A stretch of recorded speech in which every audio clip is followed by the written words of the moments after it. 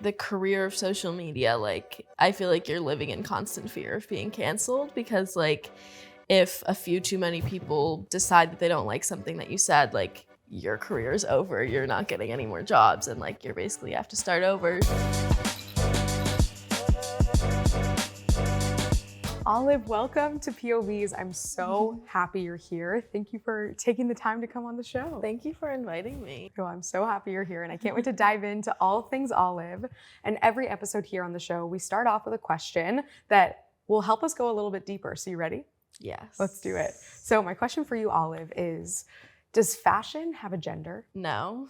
Tell me why. The reason that, like, clothes now are gendered is, like, because of capitalism, so that, like, big companies can, like, sell more clothes because they're, like, directed, like, they're telling which gender, like, what they need to wear. So, like, it was a construction by, like, capitalism and corporations. In olden times, like, I've been learning about, like, older fashion, like, in fashion history, and, like, men used to wear high heels, like, men used to wear skirts. The concept of, like, gendered clothing has definitely been something that's more contemporary. So it, like, doesn't inherently, like, fashion doesn't inherently have a gender. Thank you for sharing that.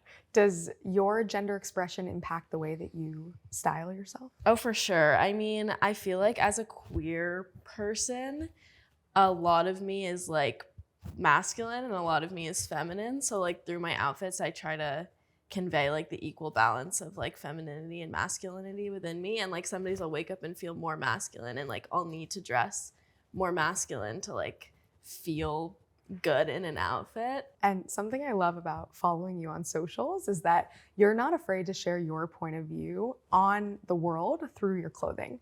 I noticed lately that you were going out to the club and you wore an outfit that said, "Don't talk to me, I'm gay." Yeah. And I thought that was iconic. Tell me a little bit more about what it was like coming out in your own personal journey and what it was like also to come out online. So I came out when I was, like, 15, I believe. So I was pretty young. I came out pretty much, like, right when I realized, because I had always grown up in an environment where I was, like, felt comfortable to do so. Like, my parents and my friends are always super supportive. But I feel like after coming out is where, like, the acceptance journey really started for me, because, like, I spent a really long time being, like, embarrassed and ashamed and, like, feeling like there was something wrong with me. Like, even after coming out, just, like, still feeling like I was not normal, or, like, being scared that people were going to treat me differently, like strangers. Like, definitely, like, being afraid to come out to, like, new people in situations where, like, I would meet someone and they would be like, "Oh, like, there's this guy that thinks you're hot," and, like, I wouldn't be able to say, like, "Oh, like, I'm not into guys," because there was, like, something there that, like, was still, like, ashamed of it even after I was out. It did take a really long time after coming out for me to, like, fully accept it. And definitely, like, when quarantine happened and I was, like, cut off from all of my peers at school, which I feel like were, like, I was definitely very afraid of their judgment. So I was, like, afraid to, like, fully express my sexuality around them, even if they did, like, know that I was gay. Like, I felt like I had to, like, put it on, like, a back burner and, like, not talk about, like, girls with my friends, because, like, I felt like they might think it was weird. But, like, after I, like, was separated from all of that and I was able to, like, really just be on my own and, like, think about, like, what I wanted, I, like, fully accepted, like, oh, like, I'm a lesbian and, like, I'm proud of it. And I was able to, like, kind of overcome that, like, being ashamed, especially, like, around the word lesbian. I feel like that specific word, there's, like, a lot of shame around it. So, like, when I first came out, I would call myself, like, gay or queer. So, like, just also being able to, like, fully claim the label lesbian was definitely really empowering for me. And that's definitely translated into my social media presence, because, like, I know how long it took me to be able to, like, fully claim that I was, like, a lesbian and, like, not be ashamed of it. So, like, I want to express that and hopefully, like, empower other queer people to feel the same way. Super interesting to hear about how there are certain terms that are still stigmatized today. Why do you think the word lesbian is somewhat of a taboo? I don't know. I mean, I feel like there's always, like, a stereotype, at least growing up. Like, when I was thinking of lesbian, it's always, like, someone who's, like, butch and masculine, and, like, I never felt like that fit who I was. Like, you would see, like, Ellen DeGeneres, or, like, in movies, like, it would always be, like, some, like, very masculine lesbian, and I never identified with that. So I think that could have been maybe a disconnect. Like, that kind of like representation of lesbians didn't really feel like me. I'm not really sure why there's like a general taboo around it though. I think what you said makes a lot of sense, right? The small representation that there was maybe didn't give a spectrum of how all queer women are. So I appreciate you sharing that. When you first had a conversation about your sexuality, what was that like for you? I think I was probably like 14. I was like on FaceTime with one of my close friends at the time, who I'm not friends with anymore now. And I was like, oh, like, I feel like I don't like guys. Like, I think that I'm like gay. Like, I think that I don't like guys, I like girls.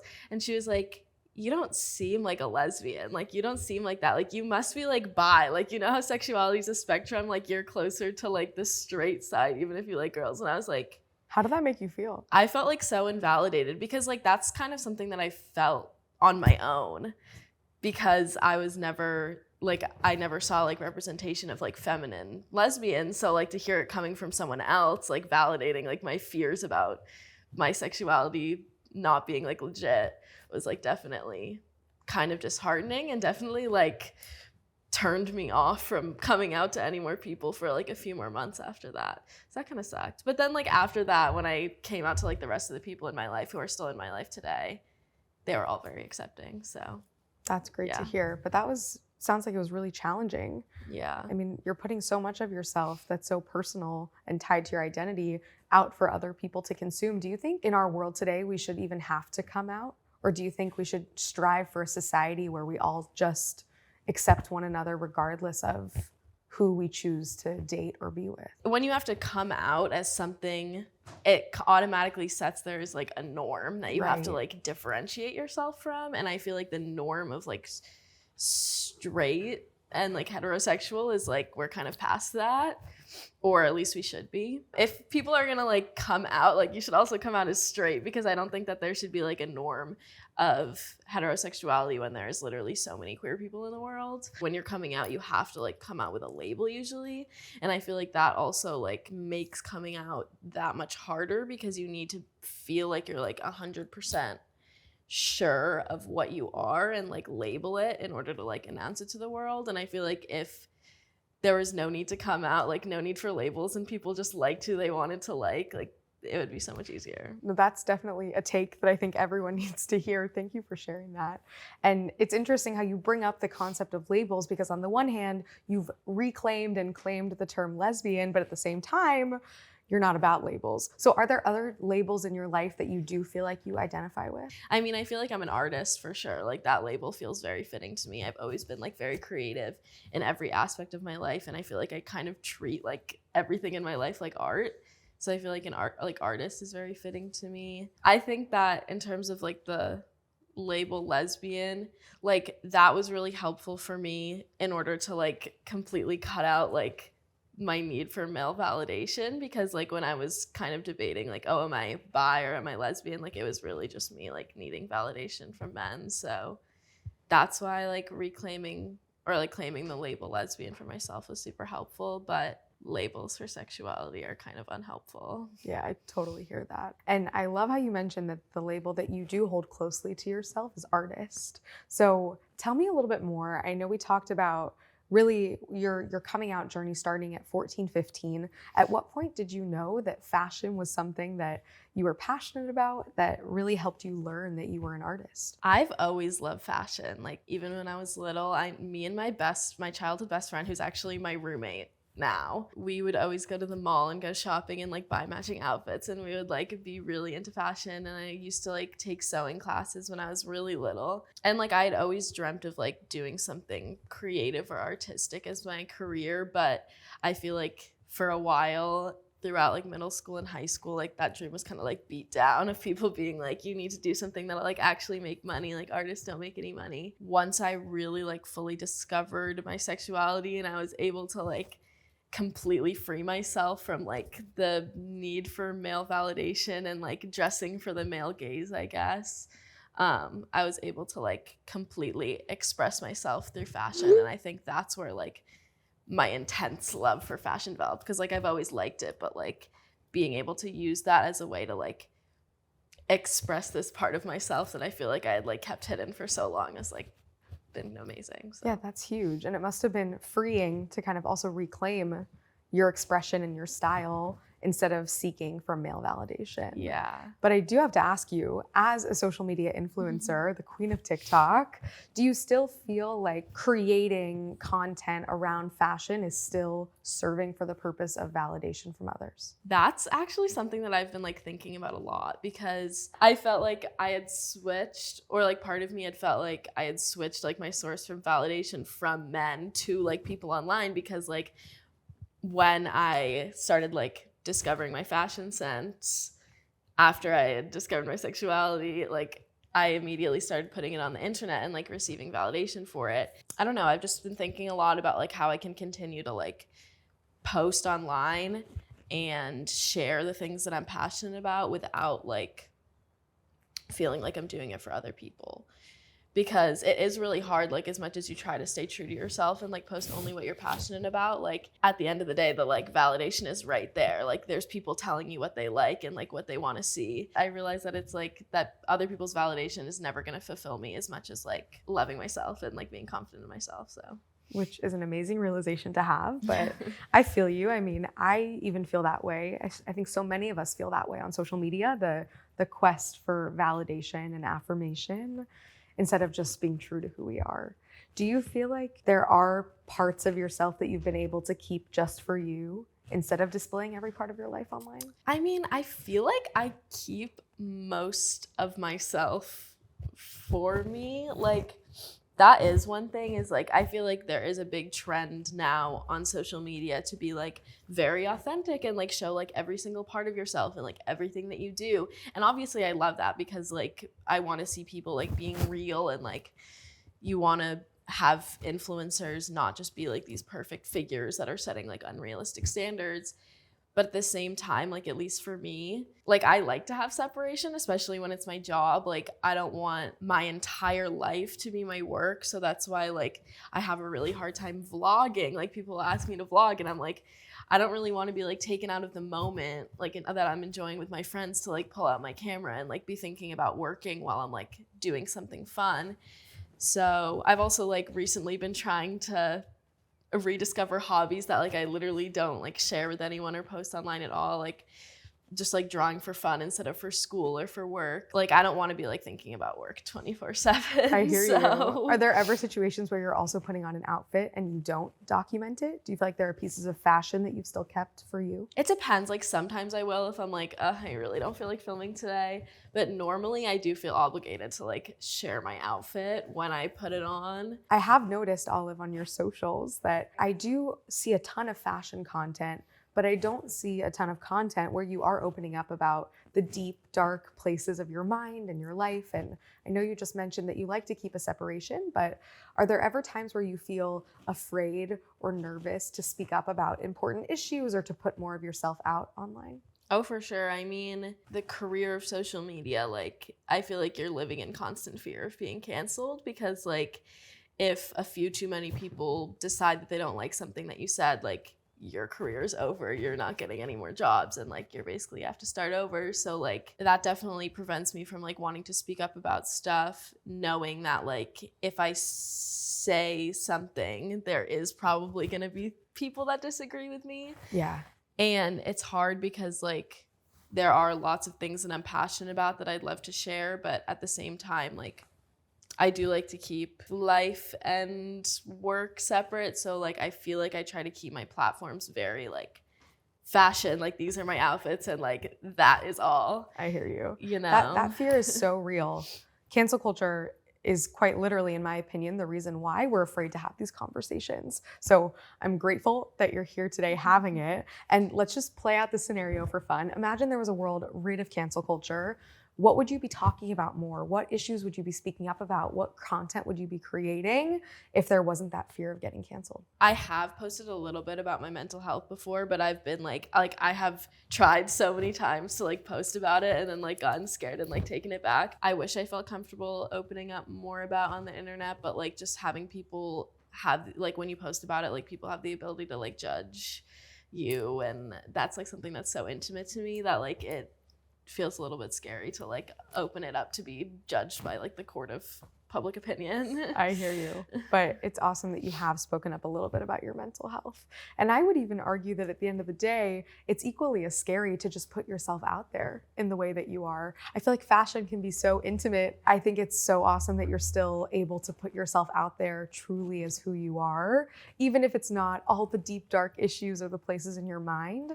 So thank you so much for sharing that. Olive, I can't wait to head over to our next segment now on POVz, where we're going to send you some text messages from the larger Gen Z community, and I want your opinion. So keep an eye on your phone. You're going to read them out loud and react.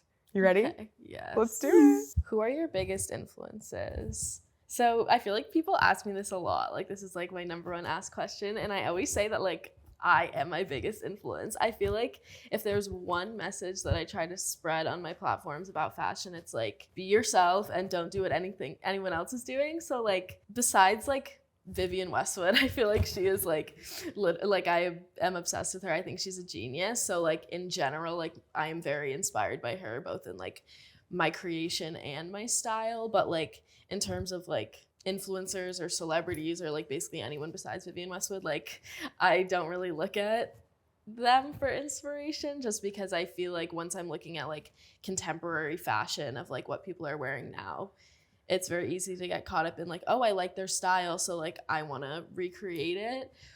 Whereas I feel like to find your personal style, like you shouldn't be like just wearing the same thing as someone else.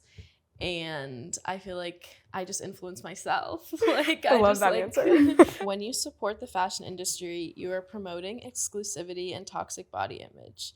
This industry is a capitalist scam, and it sucks that there is no affordable sustainability. Okay, well, I would disagree that there's no affordable sustainability. I mean, like, basically all of my wardrobe is sustainable and thrifted. Like, probably my whole outfit was, like, under $50 because I get everything secondhand, and it's pretty cheap. If you're like thrifting stuff, you can get a t-shirt for like 99 cents. I feel like the statement, like when you support the fashion industry, you're promoting exclusivity and toxic body image, like kind of flips the blame on the consumer.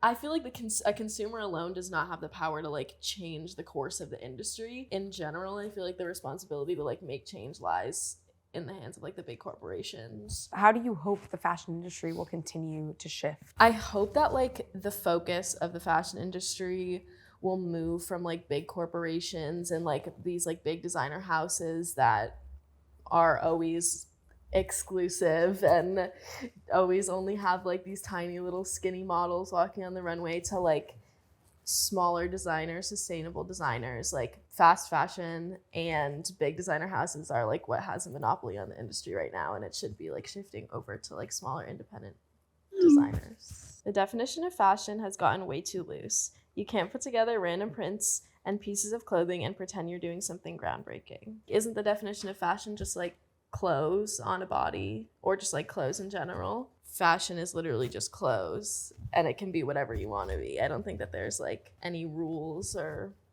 regulations that you have to follow to be like considered fashion. It seems like every fashion influencer is the same type of person trying to market themselves as unique. I want to see more diversity. Obviously, like we all want to see more diversity in the influencer space. Like that, like body diversity especially, I feel like is a big one. Like I have a lot of mutuals that are like plus size influencers, and they talk about like how much harder it is to like get more money and like get brand deals, and just like how much harder it is in the influencer space for people that aren't skinny. How do you think we can make the fashion industry more inclusive? I mean, ideally it would start from like the top and going down. Like that would probably be the most effective way. Realistically, I feel like top down, like it might not be the most obtainable. Like if we're not gonna get big changes from like big corporations, I guess the responsibility does lie sort of in the consumer to like support brands that are being diverse. Or not support. Or not support, yeah. Olive, drop a hot take. My hot take is that being an influencer is not like the best job in the world and shouldn't be like everyone's aspiration, because I feel like it is now. The fact that it might not be for everyone. Wow, says an influencer. Yeah. Would you go back and do anything differently if you could? I mean, no, probably not. Like I am currently still an influencer, but like in the time before I moved and the time when I was first starting out, like it was like amazing for me to do. But I feel like I'm at the point in my life where I kind of want, like, I'm gonna keep doing social media, but like it's not my end goal. Is what I'm kind of realizing, and it's not fulfilling me in the way that it used to and the way that I thought it would continue to. I was not expecting that from you, but I think that's an important message that maybe it isn't for everyone. Yeah, I just saw a statistic that was like being an influencer is like the second most wanted job by like teenagers right now. Wow. And like ahead of like doctor, lawyer, like all of like the jobs that probably like 10 years ago everyone would want to do. It's not like the dream that everyone tries to sell it as, so. And thank you for being honest about that. I think on social media, we see everything curated so perfectly to make us believe that, you know, it is the best career in the world, but I appreciate you shining a light on that. Olive, I feel like I learned so much about you today. It's fun to hear more about your journey beyond the TikToks and the Instagram posts. And I would love to know, before you leave today, if you could design an outfit or a dress or something that you could put a huge statement on that could reach our entire generation, what would you say? Yeah, I feel like what would like land the best with my audience if I were to actually do it would probably be something about like sustainable fashion. Stop supporting fast fashion. I don't know. I'm trying to think of something that would be like more interesting to read, but honestly, straight to the point, I think gets the message across. Thank you so much, Olive, for coming on the show today, for sharing all of your POVs, and I can't wait to continue watching your journey. Yeah, bring it in. Okay. Thank you so much. Thanks for having me. You were awesome. I'd love to see you create that outfit that says "Stop supporting fast fashion." Have you ever thought about selling that as merch? I'm planning on launching a clothing brand within like probably the next 1 to 2 years. That's exciting. Yeah, so that'll be exciting, and it might include those designs. I hope it does. Before you go, can we take a selfie? Yes.